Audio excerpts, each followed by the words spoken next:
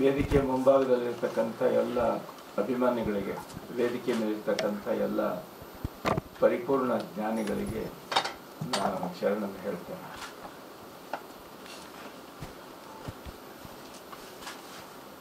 ವೇದಿಕೆ ಮುಂಭಾಗದಲ್ಲಿರ್ತಕ್ಕಂಥ ಎಲ್ಲ ಅಭಿಮಾನಿಗಳಿಗೆ, ವೇದಿಕೆ ಮೇಲಿರ್ತಕ್ಕಂಥ ಎಲ್ಲ ಪರಿಪೂರ್ಣ ಜ್ಞಾನಿಗಳಿಗೆ ನಾನು ಶರಣನ್ನು ಹೇಳ್ತೇನೆ.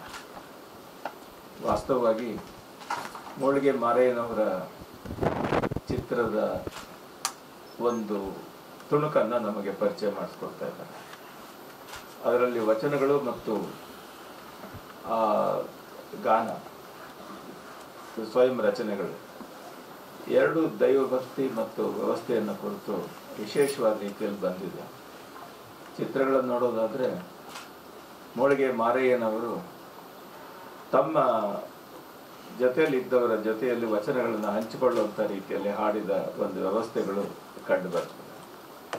ಅದನ್ನು ಕಥಾಹಂದರದಲ್ಲಿ ಯಾವ ರೀತಿ ಸೇರಿಸಿ ಅದಕ್ಕೆ ಪರಿಪೂರ್ಣತೆಯನ್ನು ಕೊಡಬೇಕು ಅನ್ನೋದಿದೆಯಲ್ಲ, ಅದು ಮುಂದೆ ಆಗಬೇಕಾದಂಥ ಕೆಲಸ. ಗಾನ ಚೆನ್ನಾಗಿದೆ, ವಚನ ಚೆನ್ನಾಗಿದೆ, ಅದಷ್ಟೇ ನಮಗೆ ಕಾಣೋದು. ಆದರೆ ಅದರ ಪರಿಪೂರ್ಣ ಸಂಬಂಧ ಯಾವ ರೀತಿ ಬರ್ತದೆ? ಒಬ್ಬ 1.25 ಲಕ್ಷ ಪ್ರಾಂತದ ದೊರೆ, ಕಾಶ್ಮೀರದ ಅರಸು ಕಲ್ಯಾಣಕ್ಕೆ ಬಂದು ಇಲ್ಲಿ ಕಾಯಕ ಜೀವಿಯಾಗಿ ಸೌದೆ ಹೊಡೆಯುತ್ತಾ ತನ್ನ ಜೀವನವನ್ನು ನಡೆಸಿದ ಅನ್ನುವಂಥ ವಿಧಾನ ಇದೆಯಲ್ಲ, ಇದು ಎಲ್ಲರಿಗೂ ಕೌತುಕ ತರುವಂಥ ಒಂದು ವಿಚಾರ. ಅಂಥ ಪರಿವರ್ತನೆಗೆ ಕಾರಣ ಏನು? ಆ ಪರಿವರ್ತನೆಯನ್ನು ಯಾವ ರೀತಿ ಅವನು ಅದರಲ್ಲಿ ಪರಿಪೂರ್ಣತೆಯನ್ನು ಪಡೆದ? ಅದಕ್ಕೆ ಕಲ್ಯಾಣದಲ್ಲಿದ್ದಂಥ ಶರಣರ ಒಂದು ವಿಶೇಷವಾದಂಥ ಒಂದು ಪ್ರೇರಣೆ ಏನು ಅಂತ ಅನ್ನುವಂಥದ್ದು ಇದೆಲ್ಲ ಈ ಕಥೆಯಲ್ಲಿ, ಸಿನಿಮಾದಲ್ಲಿ ಬರುತ್ತೆ ಅಂತ ನಾನು ತಿಳ್ಕೊಂಡಿದ್ದೇನೆ. ಅಂತೂ ಪ್ರಾರಂಭ ಚೆನ್ನಾಗಾಗಿದೆ, ಒಳ್ಳೆಯದಾಗಿದೆ, ಆನಂದಿಸಿದ್ದೇವೆ. ಬಸವಾದಿ ಶರಣರ ಬಗ್ಗೆ ಅತ್ಯಂತ ಅಧಿಕೃತವಾಗಿ ಪ್ರಭುತ್ವದಿಂದ ಮಾತನಾಡ್ತಕ್ಕಂಥ ಒಬ್ಬ ಮಹಾನ್ ಗುರುಗಳು ಪರಮ ಪೂಜ್ಯರಾದ ಬೇಲಿಮಠದ ಶಿವಾನುಭವ ಚರಮೂರ್ತಿ ಶಿವರುದ್ರ ಮಹಾಸ್ವಾಮಿಗಳು. ಅವರನ್ನು ಈ ಸಭೆಗೆ ಈ ಸಂದರ್ಭದಲ್ಲಿ ಕರೆಸಿದ್ದು ಬಹಳ ಔಚಿತ್ಯಪೂರ್ಣ ಅಂತ ಹೇಳ್ತಾ ಅವರಿಗೆ ಪಾದಗಳಿಗೆ ನನ್ನ ಅನಂತ ಪ್ರಣಾಮಗಳನ್ನು ಸಲ್ಲಿಸ್ತಾ, ನಮ್ಮ ಗೆಳೆಯ ಹವಲ್ದಾರ್ ಅವರು ಬಹಳ ಪ್ರಯೋಗಶೀಲರು. ದಾಸ ಸಾಹಿತ್ಯದ ವರೇಣ್ಯರ ಬಗ್ಗೆ ಸುಂದರವಾದಂಥ ಚಿತ್ರಗಳನ್ನು ಮಾಡಿದ್ದಾರೆ. ಅವರದೇ ದಾಸರ ಕೃತಿಗಳನ್ನೇ ಆಧರಿಸಿ ಅವರು ಮಾಡಿದ್ದಾರೆ.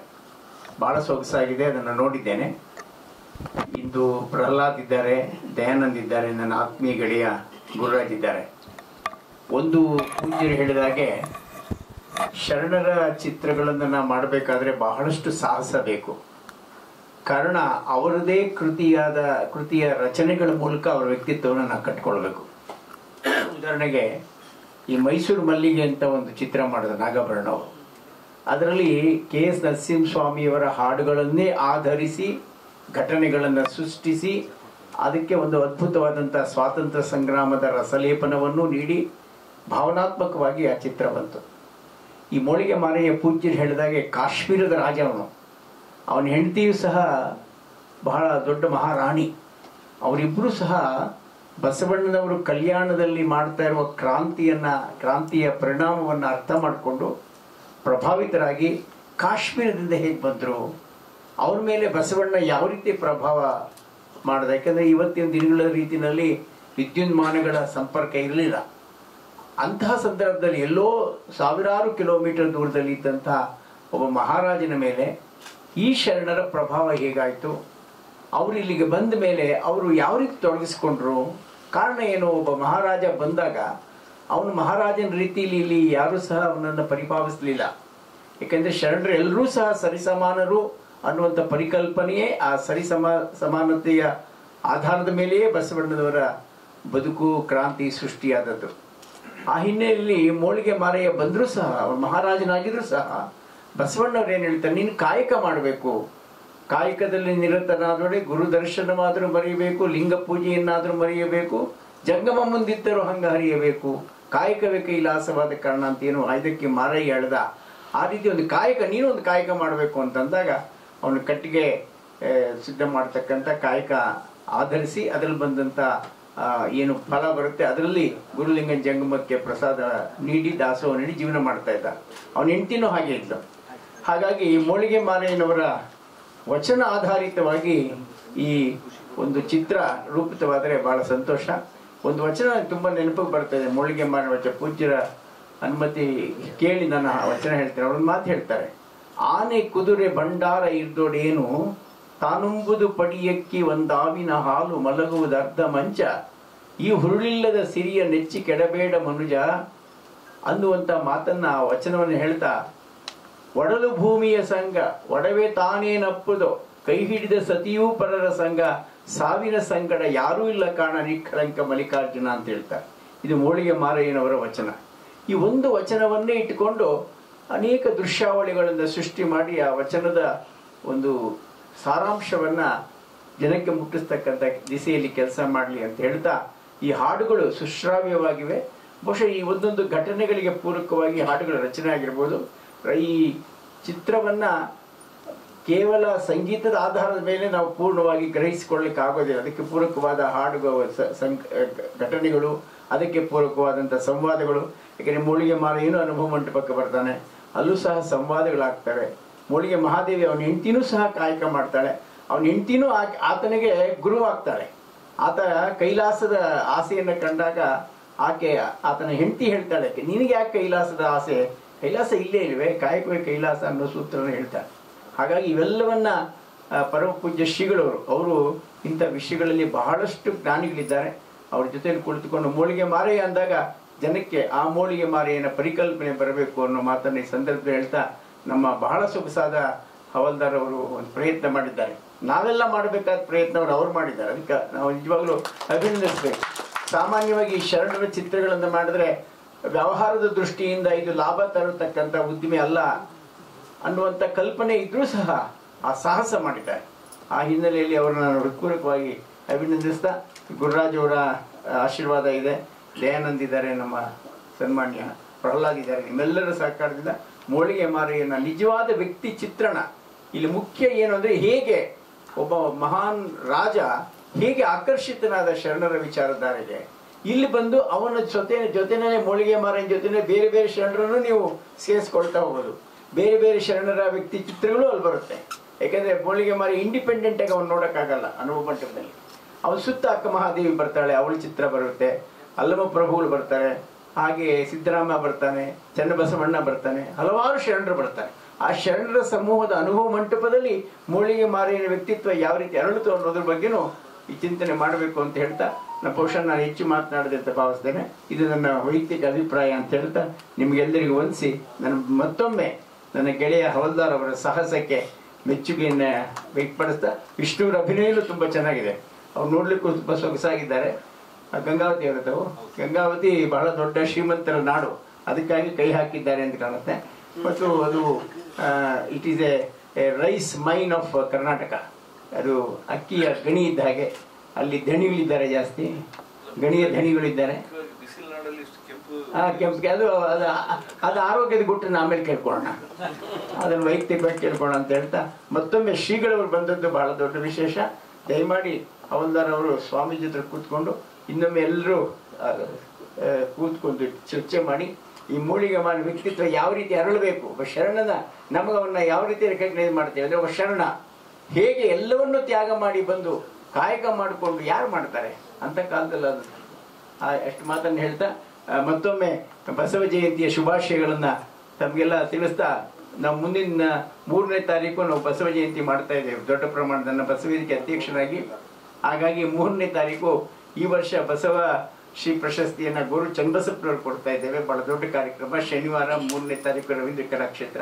ತಾವೆಲ್ಲ ಬರಬೇಕು ಅಂತ ಪ್ರಾರ್ಥನೆ ಮಾಡ್ತಾ, ಸನ್ಮಾನ್ಯ ಪೂಜ್ಯರಿಗೆ ಮತ್ತೊಮ್ಮೆ ನಾನು ಧ್ವನಿವರ್ಧಕ ಕೊಡ್ತಾ ಇದ್ದೇನೆ.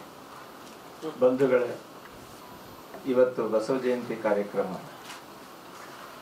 ಇದು 4ನೇ ಕಾರ್ಯಕ್ರಮ. 5:15 ನಾನು ಮತ್ತೆ ಇನ್ನೊಂದು ಕಾರ್ಯಕ್ರಮದಲ್ಲಿ ಹೋಗಬೇಕಾಗಿದೆ. ತುಂಬ ಟೈಮ್ ಆಗಿದೆ. ಮತ್ತು 3:30 ಪ್ರಾರಂಭ ಮಾಡ್ತೀವಿ ಅಂತ ಹೇಳಿದ್ರು. ಅಷ್ಟೊತ್ತಿಗೆ ಮಾಡಿದರೆ ಆರಾಮಾಗಿ ಹೋಗೋದಕ್ಕೆ ಅವಕಾಶ ಆಗ್ತಿತ್ತು. ಆದರೆ 1 ಗಂಟೆ ಇಲ್ಲಿ ಸುಮ್ಮನೆ ನಿಮ್ಮ ಒಂದು ಸಂಭಾಷಣೆಯಲ್ಲಿ ಕಾಲ ಹೋಗಿದ್ದು ಗೊತ್ತಾಗಲಿಲ್ಲ. ಆದರೆ ಮುಂದಿನ ಕಾರ್ಯಕ್ರಮದ ಒತ್ತಡ ಜಾಸ್ತಿ ಆಯಿತು. ಅದಕ್ಕೋಸ್ಕರ ನಿಮ್ಮೆಲ್ಲರ ಅಪ್ಪಣೆ ಪಡೆದು ನಾನು ಹೊರಡ್ತಾ ಇದ್ದೀನಿ. ಎಲ್ರಿಗೂ ನಮಸ್ಕಾರ. ತಾನಾಗೆ ತೆರಳಿದ ಗುರುಗಳು ಮತ್ತು ಸಂಶಕರವರೆಗೂ ವಂದಿಸಿ, ವೇದಿಕೆ ಮೇಲಿರುವ ಮಸೂದನ್ ಅವರು ಎಲ್ಲರಿಗೂ ವಂದಿಸಿ ಮಾತನಾಡ್ತಾ ಇದ್ದೀನಿ. ಮೂಡಿಗೆ ಮಾರಯ್ಯ ಬಸವಣ್ಣವರ ಸಮಕಾಲೀನ ಶರಣರಲ್ಲಿ ಒಬ್ಬರು. ಕಾಶ್ಮೀರದಿಂದ ಕಲ್ಯಾಣಕ್ಕೆ ಹೇಗೆ ಬಂದರು, ಯಾವ ಒಂದು ಘಟನೆ ಅವರಿಗೆ ಅಂತಹ ಪ್ರೇರೇಪಣೆ ನೀಡಿತು, ಅಥವಾ ಕಲ್ಯಾಣದ ವಿಚಾರಗಳು ಅವರಿಗೆ ಹೇಗೆ ತಿಳಿತು, ಸೊ ಈ ಎಲ್ಲ ಸಾಕಷ್ಟು ವಿಚಾರಗಳು ಒಂದು ರೀತಿ ಫಿಲಪ್ ದಿ ಬ್ಲ್ಯಾಂಕ್ಸ್ ಥರ ಇದೆ ಕಥೆನಲ್ಲಿ. ಆಮೇಲೆ ಗುರುಗಳೇ ಹೇಳೋದು, ಅವರ ವಚನಗಳು ಸಿಕ್ಕಿರೋದು ಬಹಳ ಕಡಿಮೆ, 5-6 ವಚನಗಳು ಸಿಕ್ಕಿಲ್ಲ ಅಂತ. ಅದು ನಿಜ. ಸೊ ನಾವೀಗ ಸೋಮಶೇಖರ್ ಅವರು ಹೇಳಿದಂಗೆ ಅನೇಕ ವಚನಗಳನ್ನು ಆಧರಿಸಿ ಅದರ ಹಿನ್ನೆಲೆಯಲ್ಲಿ ಸನ್ನಿವೇಶಗಳನ್ನ, ಕಥೆಗಳನ್ನು ಒಟ್ಟಾರೆಯಾಗಿ ರೂಪಿಸಬೇಕಾಗತ್ತೆ. ಸೊ ಆ ಕೆಲಸ ಇವಾಗ ಮಾಡ್ತಾ ಇದ್ವಿ. ಆದರೆ ಇದರ ಹಿನ್ನೆಲೆಯಾಗಿ ಒಂದೇನೆಂದರೆ 3-4 ಮಹತ್ವದ ಮೌಲ್ಯಗಳು ಅಥವಾ ವಿಚಾರಗಳನ್ನು ಈ ಕಥೆ ಮೂಲಕ ಹೇಳೋಕ್ಕೆ ಸಾಧ್ಯ ಇದೆ. ಒಂದಾಗಲೇ ಅವರೆಲ್ಲ ಹೇಳ್ದಂಗೆ ಕಾಯಕದ ಮಹತ್ವ, ಭಕ್ತಿಯ ಮಹತ್ವ, ಹಾಗೆ ಒಬ್ಬ ಕಾಶ್ಮೀರದ ರಾಜನಾಗಿದ್ದವನು ಕಲ್ಯಾಣದಲ್ಲಿ ಬಂದು ಶರಣನಾಗಿ ಕಟ್ಟಿಗೆಯನ್ನು ಹೊರೆ ಹೊತ್ತು ಜೀವನ ಮಾಡೋ ಅಂಥ ಪರಿವರ್ತನೆ ಇದೆಯಲ್ಲ, ಸೊ ಆ ಪರಿವರ್ತನೆ ಹಿಂದೆ ಇರುವಂತಹ ಒಂದು ಭಕ್ತಿಯ ವಾಂಛೆ ಅಥವಾ ಶಿವನ ಶಕ್ತಿ ಅಥವಾ ಶಿವಭಕ್ತಿಯ ಮಹಿಮೆ, ಇವೆಲ್ಲ ಒಂದು ತುಂಬಾ ದೊಡ್ಡ ವಿಚಾರಗಳು. ಹಿಂದೆ ಈ ಥರದ್ದು ನಮ್ಮಲ್ಲಿ ಬಂದಿದೆ. ಭಕ್ತ ಸಿರಿಯಾಳ ಸಿನಿಮಾ ಇರ್ಬೋದು, ಭಕ್ತ ಕುಂಬಾರ, ಈ ಥರ ಸಿನಿಮಾಗಳು ಬಂದಿವೆ. ಆದರೆ ಮೂಡಿಗೆ ಮಾರಯ್ಯ ಇನ್ನೊಂದು ರೀತಿಯ ಭಕ್ತಿಯ ಮಹತ್ವವನ್ನು ಮತ್ತು ಕಾಯಕದ ಮಹತ್ವವನ್ನು ಶರಣ ಕುಲದ ಹಿನ್ನೆಲೆಯಲ್ಲಿ ನೋಡೋಕ್ಕೆ ಸಾಧ್ಯ ಇರುವಂಥ ಕಥೆ. ಅದನ್ನು ಮಸೂದನ್ ಅವರು ದಾಸರ ಸಿನಿಮಾಗಳ ಸರಣಿಯ ಜೊತೆಗೆ ಈಗ ಶರಣರ ಕಥೆಯನ್ನು ತಗೊಂಡಿದ್ದಾರೆ. ಸೊ ಹಾಗಾಗಿ ಆ ಘಟನೆಗಳನ್ನು ನಾವು ಯಾವ ರೀತಿ ಒಂದಕ್ಕೊಂದಕ್ಕೆ ವಚನಗಳ ಹಿನ್ನೆಲೆಯಲ್ಲಿ ಜೋಡಿಸ್ತೀವಿ ಮತ್ತು ಅವು ಎಷ್ಟು ಮಟ್ಟಿಗೆ ಅದು ಅದರ ಅರ್ಥವಂತಿಕೆಯನ್ನು ನಾವು ಸರಿಯಾಗಿ ಕಟ್ಕೊಡ್ತೀವಿ ಅನ್ನೋ ಒಂದು ಸವಾಲು ನಿಜಕ್ಕೂ ಈ ಕಥೆನಲ್ಲಿದೆ. ಅದನ್ನು ಆದಷ್ಟು ನಾವೆಲ್ಲ ಚರ್ಚೆ ಮಾಡಿ ತೀರ್ಮಾನ ಮಾಡಬೇಕಾಗಿದೆ. ಈಗ ಸದ್ಯಕ್ಕೆ ಒಂದು ಪಾಸಿಟಿವ್ ವಿಚಾರ ಅಂದರೆ ನಮ್ಮ ವಿಷ್ಣುತೀರ್ಥ ಜೋಶಿ ಅವರು ಮೂಡಿಗೆ ಮಾರಯ್ಯನ ವಿಚಾರದಲ್ಲಿ ಅವರು ಬರೀ ಸ್ಟಿಲ್ ಫೋಟೋಗ್ರಾಫಲ್ಲೇ ತಮ್ಮ ಭಾವನೆಗಳನ್ನ ವ್ಯಕ್ತಪಡಿಸ್ಬಿಟ್ಟಿದ್ದಾರೆ. ಅದರಲ್ಲೇ ಸಾಕಷ್ಟು ಭಕ್ತಿ ಪರವಶತೆಯನ್ನು ಬರೀ ಸ್ಟಿಲ್ನಲ್ಲೇ ತೋರಿಸಿದ್ದಾರೆ. ಇನ್ನು ಅಭಿನಯದ ಬಗ್ಗೆ ನಾವೇನು ಯಾವುದೇ ಅನುಮಾನ ಪಡಬೇಕಾಗಿಲ್ಲ. ಸೊ ಆ ರೀತಿ ಇದೆ.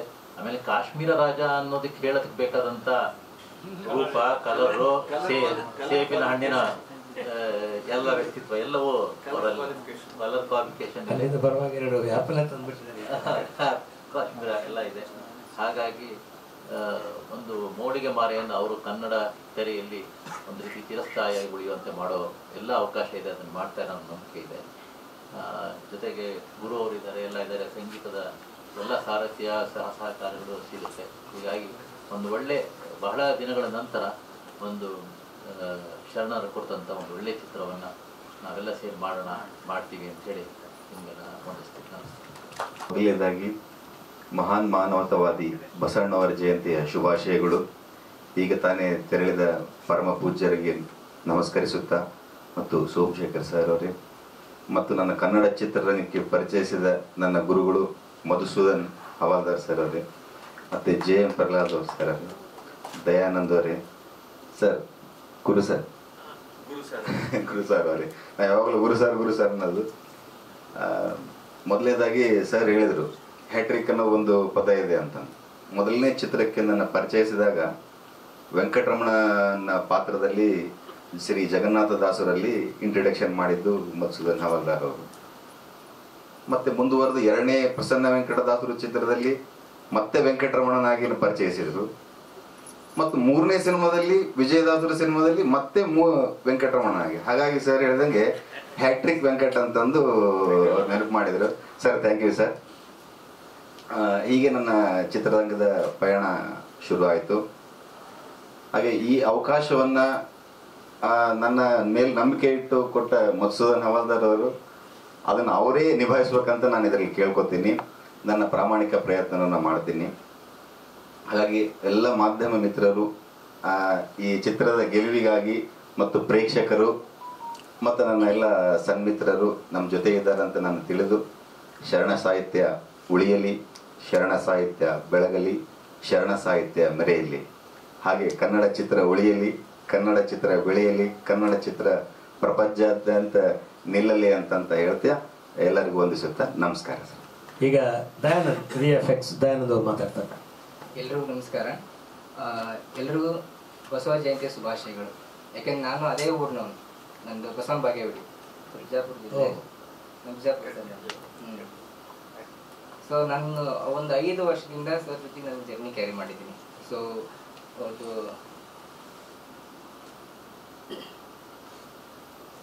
ಮೊದಲನೇ ಸಿನಿಮಾ ನನ್ನ ಹತ್ರ ತಗೊಂಬಂದಿದೆ ಸರ್, ಏನೋ ಮೈಥಾಲಜಿಕಲ್ ಸಿನಿಮಾ. ನನ್ಗೆ ಮರಾಠಕ್ಕೆ ಬರ್ತಾ ಫಸ್ಟ್ ಒಂದು 5 ವರ್ಷದಿಂದ ನನ್ನ ಸರ್ ಪರಿಚಯ ಆದಾಗ ನನಗೆ ಒಂದು ಮೈಥಾಲಜಿ ಸಿನಿಮಾ ವಿತಿನ್ ಒಂದು ಸ್ವಲ್ಪ ದಿನದಲ್ಲೇ ಮಾಡಿಕೊಡುವಂಥ ಒಂದು ಪರಿಸ್ಥಿತಿ ಇತ್ತು. ಸೊ ನಾನು ಗ್ರೀನ್ ಮ್ಯಾಟಲ್ಲಿ ಶೂಟ್ ಮಾಡಿಕೊಟ್ಟಿದ್ದೆ ಸಿನಿಮಾ. ಸೊ 15 ದಿನದಲ್ಲೇ ನಾನು ಆ ಸಿನಿಮಾ ಮುಗಿಸಿ ಕೊಟ್ಟೆ. ಬಟ್ ಆ ಸಿನಿಮಾ ತುಂಬ ಅತ್ಯುತ್ತಮ ವಿಮರ್ಶೆನೂ ಬಂತು, ಒಳ್ಳೆ ಸಕ್ಸಸ್ಸು ಸಿಕ್ತು ಆ ಸಿನಿಮಾ. ಜಗನ್ನಾಥ್ ದಾಸರು ಆ ಸಿನಿಮಾ. ಅದಾದಮೇಲೆ ಸತತವಾಗಿ ಅವ್ರ ಜೊತೆ 5 ಸಿನಿಮಾನು ಮಾಡಿದ್ದೀನಿ ನಾನು VFX. ಸೊ ವಿಭಿನ್ನವಾಗಿ ಅಂದರೆ ಈ ಸಿನಿಮಾ ನನಗೆ ಒಂದು ಲಿರಿಕಲ್ ಅಂದರೆ ಅವಾಗವಾಗ ಸರ್ ನನಗೆ ಯಾವಾಗಲೂ ಒಂದು ಡಿಫ್ರೆಂಟಾಗಿ ಕಾನ್ಸೆಪ್ಟ್ ತೊಗೊಂಬರ್ತಾ ಇರ್ತಾರೆ ನಂತರ ಏನೋ ಟ್ರೈ ಮಾಡೋಣ ಅಂತ. ಸೊ ಅದರಲ್ಲಿ ಇದು ಒಂದು ಡಿಫ್ರೆಂಟ್ ಆಗಿರುವಂಥ ಕಾನ್ಸೆಪ್ಟು. ಸೊ ಈ ಕಾನ್ಸೆಪ್ಟಲ್ಲಿ ನಾನು ಸ್ವಲ್ಪ AI ಅದೆಲ್ಲ ಯೂಸ್ ಮಾಡಿದ್ದೀನಿ. ಸೊ ಯಾಕಂದ್ರೆ ಸ್ಟಿಲ್ಸ್ ತುಂಬ ಚೆನ್ನಾಗಿ ಕೊಟ್ಟರು ನಾರಾಯಣ್ ಸರ್ ನಮಗೆ. ಸೊ ಅವರು ಸ್ಟಿಲ್ಸ್ ತೆಗೆದು ಕೊಟ್ಟಿರೋದ್ರಿಂದ ನಮ್ಗೆ ಈ ಥರ ಒಂದು ಒಳ್ಳೆ ಕ್ವಾಲಿಟಿ ಬಂದಿದೆ. ಸೊ ಧನ್ಯವಾದ ಸರ್ ನಿಮಗೆ. ಸೊ ಹಾಗೆ ಬಾಬಿ ಅಣ್ಣವ್ರಿಗೆ, ಅವರು ಕೂಡ ಇದಕ್ಕೆ ತುಂಬ ಸಹಕಾರ ಮಾಡಿದ್ದಾರೆ. ಸೊ ಎಲ್ಲದಕ್ಕಿಂತನೂ ಮಧುಸೂದನ್ ಸರ್ ಅವರ ಸರ್ದು ಒಂದು ಕಾನ್ಸೆಪ್ಟ್ ಇದೆಯಲ್ಲ, ಆ ಕಾನ್ಸೆಪ್ಟ್ನ ಅವ್ರು ಹೇಳ್ತಾರೆ ನನಗೆ ಈ ಥರ ಬೇಕು, ಈ ಥರ ಬೇಕು ಅಂತ. ಸೊ ಅದೇ ಥರ ನಾನು ಪ್ರಯತ್ನದಿಂದ ಮಾಡಿ ಅದನ್ನು ತೊಗೊಂಬರಕ್ಕೆ ನಾನು ಪ್ರಯತ್ನ ಮಾಡ್ತಿದ್ದೀನಿ ಸರ್. ನೀವು ಹೇಳಿರೋದು ಎಷ್ಟು ಬಂದಿದೆ ನನಗೆ ಗೊತ್ತಿಲ್ಲ, ನಾನು ಅನ್ಕೊಂಡು ಬಂದಿದೆ ಅಂತ ಅಂದ್ಕೊಂಡಿದ್ದೀನಿ ಸರ್. ಈ ಒಂದು ಅವಕಾಶ ಕೊಟ್ಟಿದ್ದು ಧನ್ಯವಾದಗಳು ಸರ್ ನಿಮಗೆ. ಎಲ್ರಿಗೂ ಬಸವ ಜಯಂತಿ ಹಬ್ಬದ ಶುಭಾಶಯಗಳು, ಅಕ್ಷಯ ತೃತೀಯದ ಶುಭಾಶಯಗಳು. ಎಲ್ಲರೂ ಮಾತಾಡಿದ್ದಾರೆ, ಹೆಚ್ಚು ನಾನೇನು ಮಾತಾಡೋದಿಲ್ಲ. ನನ್ನ ಪರಿಚಯ ಆಲ್ರೆಡಿ ಅಲ್ಪ ಸ್ವಲ್ಪ ನನ್ನ ಬಗ್ಗೆ ತಮಗೆ ಪರಿಚಯ ಇದೆ. ಜಗನ್ನಾಥ್ ದಾಸರು, ಪ್ರಸನ್ನ ವೆಂಕಟದಾಸರು, ವಿಜಯದಾಸರು ಸಿನಿಮಾ ಮಾಡಿದಾಗ ಈ 3 ಸಿನಿಮಾಗಳ ಒಂದು ಜೈಬೇರಿ ಕೊಪ್ಪಳದಲ್ಲಿ ಜಾಸ್ತಿ ಆದಾಗ ಅಲ್ಲಿಯ ಕೊಪ್ಪಳದ ಶ್ರೀಗಳಿಗೆ ಗೊತ್ತಾಗಿ ಅವ್ರು ಒಂದು ದಿವಸ ನನಗೆ ಕರೆದು ಹೇಳಿದರು, ಹೌದಾದ್ರೆ ಬರೀ ದಾಸರ ಸಿನಿಮಾ ಮಾಡ್ತಿರ್ತೀರಾ, ನಮ್ಮ ಶರಣರ ಸಿನಿಮಾನ ಒಂದು ಮಾಡಿರಿ ಅಂತ ಹೇಳಿದರು. ಆಯಿತು ಗುರುಗಳೇ, ಯಾವ್ದು ಮಾಡ್ಬೇಕು ಹೇಳ್ರಿ ಅಂತಂದೆ. ಯಾವ್ದು ಮಾಡಬೇಕು ಅಂತ ನನಗೂ ಗೊತ್ತಿಲ್ಲ, ಒಂದು ಕೆಲಸ ಮಾಡಿರಿ, ಸಾಣೆಹಳ್ಳಿ ಗುರುಗಳ ಹತ್ರ ಹೋಗಿ ಕೇಳ್ರಿ, ನಾನು ಹೇಳಿದೆ ಅಂತ ಹೇಳ್ರಿ, ಅವ್ರು ನಿಮ್ಗೊಂದು ಕಾನ್ಸೆಪ್ಟ್ ಕೊಡ್ತಾರೆ ಅಂತ ಹೇಳಿದ್ರು. ಆಯಿತು ಅಂತ ಹೇಳಿ ಸಾಣೆಹಳ್ಳಿಗೆ ಹೋದೆ. ನಾನು ಭಯಂಕರ ಅರ್ಜೆಂಟ್ ಮನುಷ್ಯ. ಯಾರಾದರೂ ಈ ಸಿನಿಮಾ ಮಾಡ್ತಾರಂತ ಗೊತ್ತಾಗೋದ್ರೊಳಗೆ ನಾನು ಅನೌನ್ಸ್ ಮಾಡಿ ಆಗಲೇ ಒಂದು ಅರ್ಧಂಬರ್ಧ ಸಿನಿಮಾ ಮಾಡಿ ಇದು ಮಾಡಿಬಿಟ್ಟಿರ್ತೀನಿ. ಅಂದರೆ ಅಷ್ಟು ಸ್ವಾರ್ಥ ನನಗೆ, ಅಷ್ಟು ಬೇಗ ಮಾಡಬೇಕು ನಾನು ಅನ್ನೋದು. ಆಯಿತು ಅಂತ ಹೇಳಿ ಅವ್ರು ಹೇಳಿದ್ದು ನೆಕ್ಸ್ಟ್ ಡೇನೇ ನಾನು ಸಾಣೆಹಳ್ಳಿಗೆ ಹೋಗಿ ಗುರುಗಳನ್ನ ಭೇಟಿಯಾದೆ. ಅವ್ರು ಹೇಳಿದರು, ಇದೇ ಥರ ನಿನ್ನಂಥ ಎಷ್ಟೋ ಜನಗಳು ಬಂದರು ಹೋದರು, ನಾವು ಸಿನಿಮಾದವ್ರ ಮೇಲೆ ವಿಶ್ವಾಸನೇ ಕಳ್ಕೊಂಬಿಟ್ಟಿದ್ದೀನಪ್ಪ ನಾನು ಅಂದರು. ನಾನು ಕೊನೆಯವರಂತ ತಿಳ್ಕೊಂಡು ನನಗೆ ನಂಬ್ರಿ ಅಂತ ನಾನು ಹೇಳಿದೆ. ಆಯಿತು, ಅದನ್ನು ನೋಡಿ ಬಿಡೋಣ ಅಂಥೇಳಿ ಅವರು, ಸರಿ ಮೋಳಿಗೆ ಮಾರಾಯ ಅಂತ ಒಂದು ನಾನು ನಾಟಕ ಮಾಡಿದ್ದೀನಿ, ಆ ನಾಟಕನ ನೀನು ಸಿನಿಮಾ ಮಾಡಪ್ಪ ಅಂತ ಹೇಳಿದ್ರು. ಆಯಿತು ಗುರುಗಳೇ ಅಂತ ಹೇಳಿದೆ. ಬಟ್ ಅವ್ರದ್ದು ಕೆಲವು ಕಂಡೀಷನ್ಗಳೆಲ್ಲ ಇತ್ತು. ಏನಂದರೆ ಅದರಲ್ಲಿ ಶಿವ ಪ್ರತ್ಯಕ್ಷ ಆಗಬಾರ್ದು, ಹೀಗೆ 108ಗಳಿದ್ವು. ಅದ್ರ ಸಿನಿಮಾ ಅಂದಮೇಲೆ ಇವೆಲ್ಲ ಬೇಕಾಗತ್ತೆ, ಇಂಥವೆಲ್ಲ ಪವಾಡಗಳು ಎಲ್ಲ. ಗುರುಗಳ ಹತ್ರ ಆಯಿತು ಅಂತ ಹೇಳಿ ನಾನು ಅಲ್ಲಿಂದ ಬಂದು ಆದಮೇಲೆ ಮತ್ತೆ ಅದೇ ಕೊಪ್ಪಳದ ಶ್ರೀಗಳಿಗೆ ಹೇಳಿದಾಗ, ಆಯಿತು ಅಕ್ಷಯ ತೃತೀಯ ದಿವಸ ಅಂದರೆ ಹೋದ ಬಸವನ ಜಯಂತಿ ದಿವಸ ನೀವು ಮುಹೂರ್ತ ಶುರು ಮಾಡ್ಕೋಬೋದು ಅಂತ ಹೇಳಿದ್ರು. ಅಲ್ಲಿಂದ ಇಲ್ಲಿವರೆಗೆ ಇದರ ನಡುವೆ ನಂದು ವಿಜಯದಾಸರ ಸಿನಿಮಾ, ಮಹಿಪತಿ ದಾಸರ ಸಿನಿಮಾ, ಹೀಗೆ ಇದರ ನಡುವೆ ಈ ಮೋಳಿಗೆ ಮಾರಾಯನ ಸಿನಿಮಾ. ನಾವು ಈ ಬಸವ ಜಯಂತಿಗೆ ಏನಾದರೂ ಒಂದು ನಾವು ನಮ್ಮ ಆಡಿಯನ್ಸ್ಗೆ, ಅಂದರೆ ನಮ್ಮ ಈ ದಾಸ ಸಾಹಿತ್ಯದ ಪ್ರೇಕ್ಷಕರಿಗೆ, ಶರಣ ಸಾಹಿತ್ಯದ ಪ್ರೇಕ್ಷಕರಿಗೆ ನಾವೇನಾರು ಕೊಡಬೇಕು ಅಂತ ಯೋಚನೆ ಮಾಡಿದಾಗ ಹೀಗೆ ಪ್ರಹ್ಲಾದ್ ಅವ್ರಿಗೆ ಹೇಳಿದೆ, ನೀವು ಯಾವುದು ಅರ್ಜೆಂಟ್ ಮಾಡಬೇಡ್ರಿ, ಫಸ್ಟ್ ಏನಾದರೂ ಒಂದು ಬಸವ ಜಯಂತಿಗೆ ಏನೋ ಒಂದು ಮಾಡೋಣ ಅಂತ ಹೇಳಿದ್ರು. ನಾನು ಹೇಳಿದೆ, ಒಂದು ಲಿರಿಕಲ್ ಆಡಿಯೋ ಅಂತ ಮಾಡೋಣ ಅಂತ ಹೇಳಿ ನಾನೇ ಅದಕ್ಕೆ ನನಗೆ ಎಷ್ಟು ಮಟ್ಟಿಗೆ ಜ್ಞಾನ ಇದೆಯೋ ಅದು ನನಗೆ ಗೊತ್ತಿಲ್ಲ, ಆದರೆ ಕೆಲವು ಹಾಡುಗಳ ಇನ್ಸ್ಪಿರೇಷನಿಂದ ನಾನು ಸಂಗೀತ ಮಾಡಿ ನಾನು ಆ್ಯಕ್ಚುಲಿ ನಮ್ಮ ಮನೆಯಲ್ಲಿ ಎಲ್ಲರೂ ಹಾಡ್ತಾರೆ ಮತ್ತು ಸಂಗೀತ ಗೊತ್ತು, ಹಾಗಾಗಿ ಅದನ್ನೇ ನಾನು ಅಳವಡಿಸ್ಕೊಂಡು ಬಂದಿದ್ದೀನಿ, ಹಾಡ್ತಾ ಇದ್ದೆ. ಅದನ್ನೆಲ್ಲ ಪೂರಕವಾಗಿ ಇಟ್ಕೊಂಡು ನಾನು ಈ ಸಿನಿಮಾಕ್ಕೆ ಸಂಗೀತ ಮಾಡಿದೆ. ಇವತ್ತೊಂದು ಲಿರಿಕಲ್ ಆಡಿಯೋ ಮಾಡೋದಕ್ಕೆ ನನಗೆ ಬಾಬಿ ಮತ್ತು ನಾರಾಯಣ ಅವರ ಶ್ರಮ ಭಾಳ ಇದೆ ಆ್ಯಕ್ಚುಲಿ ಹೇಳಬೇಕು ಅಂತಂದ್ರೆ. ದಯಾನಂದ್ ನನಗೆ ಅದೇ ಹೇಳ್ತಿರ್ತಾನೆ, ಸರ್ ನಮಗೆ ಸ್ಟಿಲ್ಸ್ಗೆ ಭಾಳ ಹೆಲ್ಪ್ ಮಾಡಿದ್ದು ನಾರಾಯಣ ಅವರು ಅಂತ ಹೇಳ್ತಿರ್ತಾರೆ. ಅದಕ್ಕೆ ತುಂಬ ಥ್ಯಾಂಕ್ಸ್. ಹಾಗಾಗಿ ಇವತ್ತಿನ ಈ ಒಂದು ಅದ್ಭುತವಾದ ಕೆಲವು ಸ್ಟಿಲ್ಸ್ ಬರೋದಕ್ಕೆ ಕಾರಣ ನಾರಾಯಣವರು. ಅದಕ್ಕಿಂತ ಹೆಚ್ಚಿನ ಕೆಲಸ ನಮ್ಮ ದಯಾನಂದ್ ಮಾಡಿದ್ದಾನೆ. ಅವ್ರಿಗೆ ಅವಾಗ ನಾನು ಹೋಗಿ ಹೇಳ್ತಿದ್ದೆ, ನಿಮಗೆ ಬಂದು ಏನು ಮಾಡಿದ್ರಿ ಅಂತ ನಾನು ನಿಮಗೆ ತೊಂದರೆ ಮಾಡೋದಿಲ್ಲ, ನಿಮಗೆ ತುಂಬ ಫ್ರೀಡಮ್ ಕೊಟ್ಟಿದ್ದೀನಿ, ನೀವೇನಾದರೂ ಹೆಚ್ಚು ಕಡಿಮೆ ಅನಿಸಿದ್ರೆ ಮಾತ್ರ ನನಗೆ ಗೊತ್ತಾಗಿದ್ದೆ. ಯಾರಿಗಾದ್ರೂ ಅಷ್ಟೇ ಸಿನಿಮಾ ನೋಡಿ ಆದ್ಮೇಲೆ ಅಯ್ಯೋ ಹೀಗಿತ್ತಲ್ಲ ಮಾಡಿದ್ರೆ ಚೆನ್ನಾಗಿತ್ತಲ್ಲ ಅಂತ ಇರ್ತಾರೆ. ಅವಾಗ ಕರೆಕ್ಷನ್ ಮಾಡೋದಕ್ಕೆ ನಮಗೊಂದು ಆಸ್ಪದ ಇರುತ್ತೆ. ಹಾಗಾಗಿ ಆದರೆ ಅದಕ್ಕೆ ಎಲ್ಲೂ ಅವ್ರು ನಮ್ಗೆ ಅವಕಾಶ ಕೊಡಲಾರ್ದೆ ಅದ್ಭುತವಾಗಿ ಮಾಡಿದ್ದಾರೆ. ಇವತ್ತು ನಾವು ಅದನ್ನು ಲಿರಿಕಲ್ ಆಡಿಯೋ ಮಾಡಿದ್ವಿ. ಬಟ್ ಇದು ಫೈನಲ್ ಅಲ್ಲ. ಇದು ಯಾಕೆ ಫೈನಲ್ ಅಲ್ಲ ಅಂದರೆ, ನಾವು ದೃಶ್ಯ ಮಾಧ್ಯಮದಲ್ಲಿ ಈ ಹಾಡುಗಳು ಯಾವ ಥರ ಬರ್ತವೆ ಅನ್ನೋದಕ್ಕೆ ನಾನು ಪ್ರಹ್ಲಾದ್ ಅವರು ಭಾಳ ಅದ್ರ ಬಗ್ಗೆ ಒಂದು ದೀರ್ಘವಾದ ಒಂದು ಚರ್ಚೆ ಮಾಡಿ ಈ ಹಾಡುಗಳನ್ನ ಎಲ್ಲಿ ಹಾಕಬೇಕು, ಹೇಗೆ ಹಾಕಬೇಕು ಅಂತ ಹೇಳಿ ಜನಗಳಿಗೆ ಒಂದು ಸಂಗೀತದ ಒಂದು ರಸದ ಔತಣ ಉಣಬಡಿಸುತ್ತಾ ಮೋಳಿಗೆ ಮಾರಾಯನ ಕಥೆ ಹೇಳಬೇಕು ಅಂತಿದ್ವಿ ನಾವು. ಅಂದರೆ ಎಲ್ಲೂ ಬೋರ್ ಬರಬಾರ್ದು ಅನ್ನೋ ಒಂದು ಉದ್ದೇಶ ಇಟ್ಕೊಂಡು ಇಂಥ ಸಿನಿಮಾ ಮಾಡ್ತಿದ್ವಿ. ಇಂಥ ಸಿನಿಮಾಗಳ ಬಗ್ಗೆ ಹೆಚ್ಚು ಪ್ರಚಾರ ತಾವುಗಳು ಕೂಡ ನಮ್ಮ ಮೇಲೆ ಅಭಿಮಾನ ಇಟ್ಟು ಈ ಸಿನಿಮಾಗಳು ನೋಡ್ರಿ ಅಂತ ಎಲ್ರಿಗೂ ಪ್ರೇಕ್ಷಕರಿಗೆ ಹೇಳಬೇಕು ಅಂತ ಕೇಳ್ತಾ ಇದ್ದೀನಿ. ಇನ್ನು ಹೆಚ್ಚಿನ ವಿಷಯ ಹೇಳಬೇಕು ಅಂದರೆ, ನನಗೆ ಪ್ರತಿ ಹೆಜ್ಜೆಯಲ್ಲಿ ಒಂಥರ ಮೊದಲು ನನ್ನ ಬಗ್ಗೆ ಅವ್ರಿಗೆ ಏನು ಅಭಿಪ್ರಾಯ ಇತ್ತೋ ಗೊತ್ತಿಲ್ಲ, ಆದರೆ ಕೊನೆಗೆ ಅವರು ಒಪ್ಕೊಂಡ್ರು. ಹವಲ್ದಾರೇ ನೀವು ಅನ್ಕೊಂಡಿದ್ದು ನೀವು ಕೆಲಸ ಮಾಡ್ತಿರ್ತೀರಿ ಅಂತಂದು ಗುರು ಸಾರ್ ಮೆಚ್ತಾ ಬಂದರು. ಹಾಗೇನೆ ನನಗಿಬ್ಬರು ಆತ್ಮೀಯರಿದ್ದಾರೆ, ಆನಂದ್ ಮತ್ತು ರಾಜು, ಅಂದರೆ ಡಿಸ್ಟ್ರಿಬ್ಯೂಟರ್ಗಳು. ಅವರು ಕೂಡ ನನ್ನ ಪ್ರತಿ ಹೆಜ್ಜೆಯಲ್ಲಿ ಇಲ್ಲ ಮಾಡ್ರಿ, ನಾವಿರ್ತೀವಿ, ನಿಮ್ಮ ಸಿನಿಮಾನ ನಾವು ರಿಲೀಸ್ ಮಾಡ್ತೀವಿ, ಹೆಚ್ಚು ಪ್ರಮೋಟ್ ಮಾಡ್ತೀವಿ ಅಂತ ಹೇಳ್ತಿರ್ತಾರೆ. ಅವರು ಕೂಡ ನಾನು ಇವತ್ತಿನ ಈ ಕಾರ್ಯಕ್ರಮ ಬಂದಿದ್ದಾರೆ. ಧನ್ಯವಾದಗಳು ಆನಂದ್ ಮತ್ತು ರಾಜು ಅವರೇ. ಆಮೇಲೆ ನಾನು ಇನ್ನೂ ಒಬ್ಬರಿಗೆ ಬಹಳ ಥ್ಯಾಂಕ್ಸ್ ಹೇಳಬೇಕು ಅಂತಿದ್ದೀನಿ, ಶರತ್ ಕುಮಾರ್ ದಂಡಿನವರು. ಅವ್ರು ಬಂದು ಒಂದೆರಡು ಮಾತು ನಮ್ಮ ಮಾತಾಂಬುಜ ಮೂವೀಸ್ ಬ್ಯಾನರ್ ಮೇಲೆ ಮತ್ತು ನಮ್ಮ ಟೀಮಿನ ಮೇಲೆ ಒಂದೆರಡು ಮಾತುಗಳು ಹೇಳಬೇಕು ಅಂತಿದ್ದೀನಿ. ಅಲ್ಲಿಗೆ ಈ ಕಾರ್ಯಕ್ರಮ ನಾವು ಶೂಟಿಂಗ್ ಎಲ್ಲ ಶುರುವಾಗಿದೆ. ಆದರೆ ಈಗ ನಮಗೆ ಸ್ವಲ್ಪ ಈ ಬಸವಣ್ಣನ ಪಾತ್ರ ಮತ್ತು ಅಕ್ಕಮಹಾದೇವಿ ಪಾತ್ರ ಮತ್ತು ಮೋಳಿಗೆ ಮಾರಾಯನ ಹೆಂಡತಿ ಪಾತ್ರನ ಹುಡುಕ್ತಾ ಇದ್ದೀವಿ. ಅದು ನಮಗೆ ಸರಿಯಾದ ವ್ಯಕ್ತಿ ಸಿಗ್ತಿಲ್ಲ. ಕಾರಣ ಏನಂತಂದ್ರೆ, ಬಸವಣ್ಣ ಅಂದ ತಕ್ಷಣ ಒಂದು ಚಿತ್ರಣ ಹೀಗೆ ಬಂದ್ಬಿಡುತ್ತೆ, ನಾವು ಬೇರೆ ಯಾರು ತೋರಿಸಿದ ತಕ್ಷಣ ಒಪ್ಪೋದು ಕಷ್ಟ. ಹಾಗಾಗಿ ಪಕ್ಕ ಈ ನಾವು ಹುಟ್ಟಿದಿಂದ ನೋಡ್ತಿರ್ತಕ್ಕಂಥ ಬಸವಣ್ಣನ ಪಾತ್ರಧಾರಿ ಆ ಮುಖ ಭಾವ ನಮಗೆ ಸಿಕ್ತು ಅಂದ ತಕ್ಷಣ ನಾವು ಇಮಿಡಿಯೇಟ್ ಆಗಿ ಶುರು ಮಾಡಿ 1 6 ತಿಂಗಳಲ್ಲಿ ಈ ಸಿನಿಮಾ ಮುಗಿಸ್ಬೇಕು ಅಂತಿದ್ದೀವಿ. ಹೀಗಿದೆ ಈ ನಮ್ಮ ದಾಸ ಸಾಹಿತ್ಯದ ಚಲನಚಿತ್ರ ಜೊತೆಗೆ ಮೋಳಿಗೆ ಮಾರಾಯನು ನಾವು ಆದಷ್ಟು ಬೇಗ ರಿಲೀಸ್ ಮಾಡ್ಬೇಕು ಅಂತಿದ್ವಿ. ಶೂಟಿಂಗ್ ಇನ್ನೂ ಮಾಡಿಲ್ಲ ನಾವು. ಶೂಟಿಂಗ್ ಬರೀ ಈಗ ಇಲ್ಲ, ಶೂಟಿಂಗಿಗೆ ಎಲ್ಲ ಪ್ರಿಪರೇಷನ್ ನಡೆದಿದೆ. ನಮಗೆ ಕೆಲವು ಪಾತ್ರಧಾರಿಗಳು ಸಿಕ್ಕರೆ 2 ಶೆಡ್ಯೂಲ್ನಲ್ಲಿ ನಾವು ಸಿನಿಮಾ ಮುಗಿಸ್ಬೇಕು ಅಂತಿದ್ದೀವಿ. ಹೀಗಿದೆ. ಇದರ ನಡುವೆ ನಮ್ಮದು ಜಗನ್ನಾಥ ದಾಸರು ಭಾಗ 2 ಮೇ ತಿಂಗಳಲ್ಲಿ ಆಡಿಯೋ ಫಂಕ್ಷನ್ ಇದೆ. ಹೀಗೆಲ್ಲ ಏನೇನೋ ಕಾರ್ಯಕ್ರಮಗಳನ್ನ ಹಮ್ಮಿಕೊಂಡಿದ್ವಿ. ಮತ್ತೆ ಇದೇ ಮುಂದಿನ ತಿಂಗಳಲ್ಲಿ ಮತ್ತೆ ನಾವು ನಿಮ್ಮನ್ನ ಭೇಟಿಯಾಗೋ ಒಂದು ಪ್ರಮೇಯ ಇದೆ. ಈಗ ದಂಡಿನವ್ರಿಗೆ ಕೊಡ್ತೇನೆ, ಮಾತಾಡ್ತಾರೆ. ಎಲ್ಲರಿಗೂ ನಮಸ್ಕಾರ. ಹವಾಲ್ದಾರ್ ಸರ್ ನಮ್ಮ ಸಂಪರ್ಕಕ್ಕೆ ಬಂದಾಗ ಅವರಿಗೆ ಪದೇ ಹೇಳ್ತಾ ಇದ್ದೆ ನಾನು, ಕನ್ನಡ ಭಕ್ತಿ ಸಾಹಿತ್ಯದಲ್ಲಿ ದಾಸ ಸಾಹಿತ್ಯ ಮತ್ತು ಶರಣ ಸಾಹಿತ್ಯ 2 ಕಣ್ಣಿದ್ದಂಗೆ ಅಂತ. 2 ಅದೇ ಸಂದೇಶ ಕೊಡ್ತಾನೆ, ಭಕ್ತಿ ಸಾಹಿತ್ಯದಿಂದ ಮೋಕ್ಷವನ್ನು ಕಾಣ್ಬೋದು ಅಂತ. ಕಳೆದ ವರ್ಷನೇ ಹವಾಲ್ದಾರ್ ಸರ್ ಕೊಪ್ಪಳಕ್ಕೆ ಬಂದಾಗ, ಸಾಣೆ ಬಂದಾಗ ಹೇಳ್ತಿದ್ರು, ಎಲ್ಲ ಮೋಳಿಗೆ ಮಾರಾಯ ಅಂತ ಹೇಳಿ ಒಂದು ಒಳ್ಳೆ ಕಾನ್ಸೆಪ್ಟ್ ಇದೆ ಅಂತ. ನನ್ನ ಪ್ರಕಾರ ಒಬ್ಬ ವಕೀಲನಾಗಿ ಮೋಳಿಗೆ ಮಾರಾಯ ಕತೆ ಇವತ್ತು ಎಷ್ಟು ಪ್ರಸ್ತುತ ಅಂತಂದರೆ, ಅಧಿಕಾರದಲ್ಲಿದ್ದ ಒಬ್ಬ ರಾಜ ಅಧಿಕಾರ ತ್ಯಾಗ ಮಾಡಿ ಶರಣಾಗ್ತಾನೆ. ಇವತ್ತು ನಾವು ವಕೀಲ ಸಂಘ ಸೆಕ್ರೆಟರಿ ಆದರೆ ಬಿಟ್ಕೊಡ್ಲಿಕ್ಕೆ ಆಗಲ್ಲ ಅಂತ ಹೇಳಿದ್ದೆ, ಯಾರಾದ್ರು ಬಿಡ್ರಿ ಅಂದರೆ. ಸೊ ತ್ಯಾಗದಲ್ಲಿ ಆನಂದ ಇರೋದು, ಮೋಕ್ಷ ಇರೋದು. ಆಮೇಲೆ ಹವಾಲ್ದಾರ್ ಸರ್ ಅವರು ಕೈ ಹಿಡಿದ್ರು ಅಂತಂದರೆ ಬಿಡೋದೆಲ್ಲ ಮಾಡಿ ಮುಗಿಸ್ಕೊಡ್ತಾರೆ. ಅವರು ಜಗನ್ನಾಥ ಸಿನಿಮಾದಲ್ಲಿ ನಾನು ಡೈಲಾಗ್ ಕೊಟ್ಟಿದ್ರು, ಶ್ಯಾಮಾಚಾರ ಕಾಲಿಟ್ಟಡೆ ಒಂದು ಕಲ್ಯಾಣ ಕಾರ್ಯ ಅಂತೇಳಿ. ಅದು ತುಂಬ ವೈರಲ್ ಆಯಿತು. ನಾನು ಹವಾಲ್ದಾರ್ ಸರ್ಗೆ ಅಂದೆ, ಶ್ಯಾಮಾಚಾರ ಕಾಲಿಟ್ಟಡೆ ಒಂದು ಕಲ್ಯಾಣ ಕಾರ್ಯ, ಹವಾಲ್ದಾರ್ ಕೈ ಹಿಡಿದೊಡೆ ಒಂದು ಚಿತ್ರ ಅಂತ ಹೇಳಿದ್ದಾರೆ. ಸೊ ಈ ನೆಲೆಯಲ್ಲಿ ಎಲ್ಲ ಮಾಧ್ಯಮದ ಗೆಳೆಯರು ಮತ್ತು ಹಿತೈಷಿಗಳು ನಮ್ಮೆಲ್ಲರನ್ನು ಕೂಡ ಆಶೀರ್ವದಿಸಬೇಕಂತೇಳಿ ಈ ಸಲ ಮಾತಾಡ್ತೀನಿ. ಎಲ್ಲರಿಗೂ ನಮಸ್ಕಾರ, ಧನ್ಯವಾದಗಳು. ಇನ್ನೊಮ್ಮೆ ನಮ್ಮ ಈ ಕಾರ್ಯಕ್ರಮಕ್ಕೆ ಹಿರಿಯ ಕಲಾವಿದರಾದ ಪದ್ಮಕಲಾ ಅವರು ಬಂದಿದ್ದಾರೆ, ಅವರು ನಮಗೆ ಶುಭಾಶಯ ಕೊಡಬೇಕು. ಹಾಗೆ ಹಿರಿಯ ನಿರ್ದೇಶಕರಾದ ಕಲಾ ಗಂಗೋತ್ರಿ ಮಂಜುನಾಥ್ ಅವರು ಬಂದಿದ್ದಾರೆ, ಅವರು ನಮಗೆ ಶುಭಾಶಯ ಕೊಡಬೇಕು. ಮತ್ತು ಕಲಾವಿದರಾದ ವಿಜಯ್ ಭಾಸ್ಕರ್ ಬಂದಿದ್ದಾರೆ.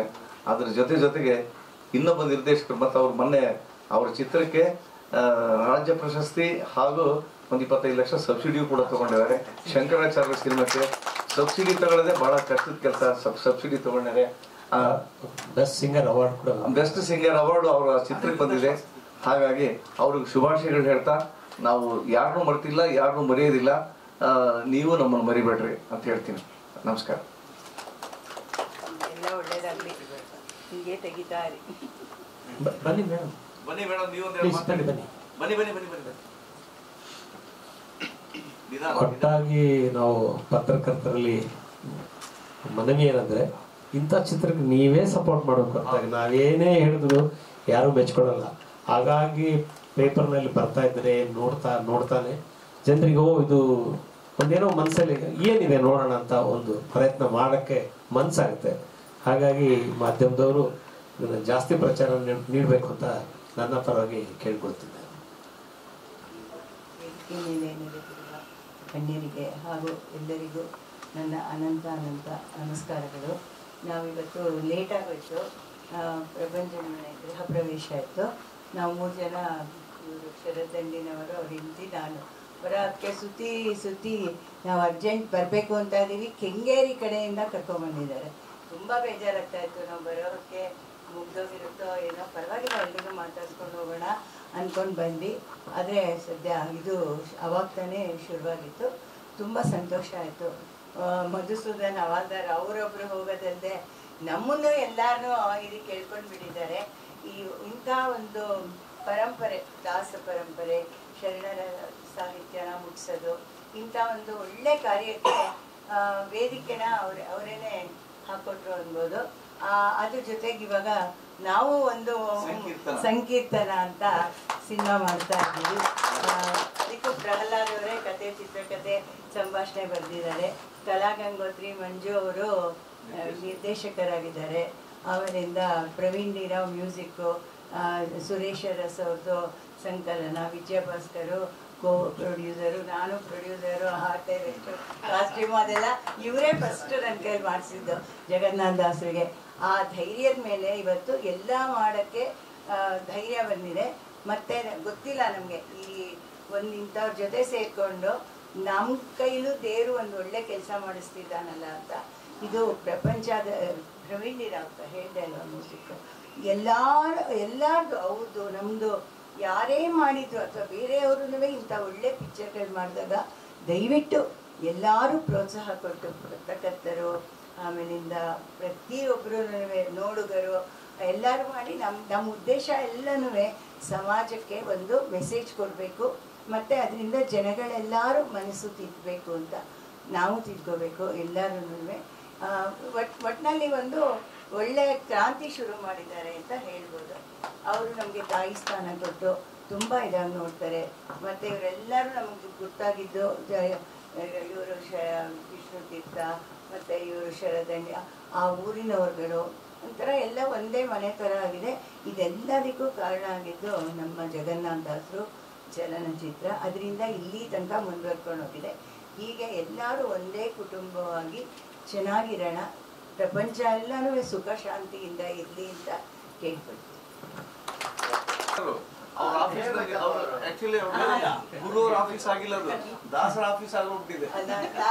ಯಾಕೆ ಗುರು ನಮ್ಗೆ ಒಳ್ಳೆ ಫ್ರೆಂಡ್, ನಮ್ದು ನಾವಿನ್ನೂ ಏನು ಮಾಡಿಲ್ಲ, ಅದೇ ಒಳ್ಳೆ ಫ್ರೆಂಡ್, ಅವ್ರ ಜೊತೆಗೆ ಏನಿಲ್ಲ. ಎಲ್ಲ ಜಗನ್ನಾಥ ದಾಸರು ಸಿನಿಮಾದಿಂದನೂ ಪ್ರತಿ ಫೋಟೋ ಶೂಟ್ ಆಗ್ಲಿ, ಬೇರೆ ಇವಾಗ ಏನ್ ನೋಡಿದ್ರಲ್ಲ ಸ್ಟಿಲ್ಸ್, ಇದೆಲ್ಲ ನಮ್ಮ ಸ್ಟುಡಿಯೋದಲ್ಲೇ ಆಗಿರೋದು. ಹಾಗಾಗಿ ಏನೋ ಒಂದು ನಮ್ದು ರಿಲೇಷನ್ ಅಲ್ಲಿ ಆವಾಗ ಮಾಡಿಸ್ತಾ ಇರ್ತಾರೆ ಅವ್ರ ಮನ್ಸು ಬಂದಾಗ. ಈ ಯಾವ ಚಿತ್ರದಲ್ಲಿ ಮಾಡಿಸಿದಿರಲ್ಲ ಜಗನ್ನಾಥ ದಾಸರು ಭಾಗ 2 ನಲ್ಲಿ ಮಾಡಿದೀನಿ. ಬಟ್ ನಮ್ಮ ಸ್ಟುಡಿಯೋದಲ್ಲಿ ಜಾಸ್ತಿ ಡಿಸ್ಕಷನ್ಸ್ ಮತ್ತೆ ಎಲ್ಲ ಅಲ್ಲೇ ನಡೀತಾ ಇರ್ತದೆ. ಹಾ, ಎಸ್ ಸರ್. ಮಂಜು ಸರ್, ನೀವು ಒಂದು ಮಾತು ಪ್ಲೀಸ್. ನಿಮಗೆ ಮಾತು ಇಲ್ಲ ಸುಮ್ಮನೆ ಒಂದಂತೂ ಏನಂದ್ರೆ ಇಂಥ ಸಿನಿಮಾಗಳು ಹೆಚ್ಚಾಗಬೇಕು. ಜನಕ್ಕೆ ಬುದ್ಧಿವಂತಿಕೆಯ ಜನಗಳು ಇದ್ರ ಬಗ್ಗೆ ಹೆಚ್ಚು ಆಸಕ್ತಿಯಿಂದ ನೋಡೋ ಹಾಗೆ ಮಾಡಬೇಕು ಅನ್ನೋದಷ್ಟೇನೆ. ಎಲ್ಲರನ್ನು ಇಂಥ ಒಂದು ಸಿನಿಮಾಗಳಿಗೆ ನಿಮ್ಮ ಸಂಪೂರ್ಣ ಸಹಕಾರ ಕೊಡಿ ಅಂತ ಕೇಳ್ತಾ ಎಲ್ಲರಿಗೂ ವಂದನೆಗಳು. ಒಂದು ಬಾಬಿ ನಿನ್ನ ಅನಿಸಿಕೆ ಬಾರಮ್ಮ, ಒಂದ್ ಎರಡೇ ಬಾಬಿ ಬನ್ನಿ ಬಾಬಿ. ಬಾಬಾ ಯಾವಾಗಲೂ ನಮ್ಮ ಬಲಗೈ ಬಂಟ ಅಸೋಸಿಯೇಟ್ ಬಾಬಿ ಇವರ ಎಲ್ಲ ಕಲ್ಪನೆಗಳನ್ನು ಸಾಕಾರಗೊಳಿಸುವ ವ್ಯಕ್ತಿ ನಮ್ಮ ಬಾಬಿಯವರು. ಏಕೈಕ ವ್ಯಕ್ತಿ. ಮುಂಚೆ ಸರ್ ಹತ್ರ ಅಸಿಸ್ಟೆಂಟ್ ಆಗಿ ವರ್ಕ್ ಮಾಡಿದ್ದೀನಿ. ಒಂದು 8 ವರ್ಷದಿಂದ ಒಟ್ಟು ಟ್ರಾವೆಲಿಂಗಲ್ಲಿದ್ದೀನಿ. ತುಂಬ ಸಪೋರ್ಟ್ ಮಾಡ್ತಾರೆ. ಇದು ಒಳ್ಳೆ ಸಿನಿಮಾ ಮಾಡಲಿ ಅಂತ ಕೇಳ್ಕೊಳ್ತೀನಿ.